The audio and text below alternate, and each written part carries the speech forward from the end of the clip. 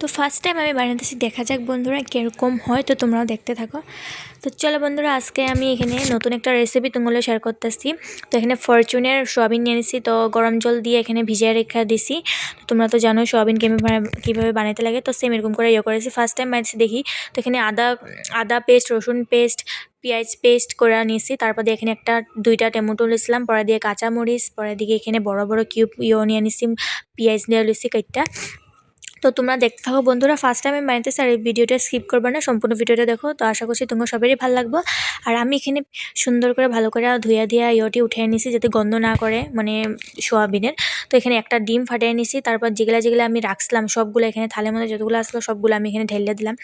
তো এখানে পরের দিকে আবার এখানে হলদি দিছি, অল্প মরিচের গুঁড়া দিছি, হলদির গুঁড়া, মরিচের গুঁড়া। তো এখানে যেভাবে মানে মাংসটা বানানো হয়েছে এরকমই। আর এখানে একটু তেল দিয়ে দিছি, মিঠা তেল দিয়ে দিছি। দিয়া সব কিছু দিয়ে এখানে আমি ম্যাগনেট করে নিব ভালো করে, যাতে সুন্দর করে হয়। আর ফার্স্ট টাইম বানাইতেছি বন্ধুরা, জানি না কি হয়, সবাই ভালো পায় কিনা। আর ডিম দিয়া বানাইতেছি, তো কোনোদিনও বানানি হয় না, আমিই বানাইতেছি। তো এখানে আমার কড়াইটা গরম হয়ে গেছে, আর এখানে শুকনা মরিচ 2টা দিয়ে দিছি, আর এখানে তেজপাতা 2টা দিয়ে দিছি। আর যেটুকু ভাজা না হবে পর্যন্ত, কড়া ভাজা না হবে পর্যন্ত মানে করছি। তারপরে এখানে গোটা জিরা দিয়ে দিছি, গোটা জিরা সম্বাস দিব এখানে আমি। তো এখানে আমি দিয়ে দিলাম সম্বাসটা। তো এখানে দেখতে থাকো বন্ধুরা। তো এখানে মানে কি অল্প তেল কম হয়েছিল, তারপর দিয়ে আমি কি করছি, আর এখানে একটু লবণও দিয়ে দিছি।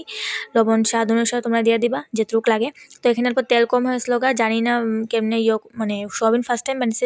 সোয়াবিন বানালে তো সোয়াবিনের টাইনা নেয় না সব তেল, তো আমি জানি না, তো ফার্স্ট টাইম বানিয়েছি। তো এখানে একটু কম হয়েছিল, পরে মিডিল অল্প দিয়ে গরম করে তারপর দিয়ে মিক্স করছি, যাতে গন্ধটা না হয় কাঁচা কাঁচা।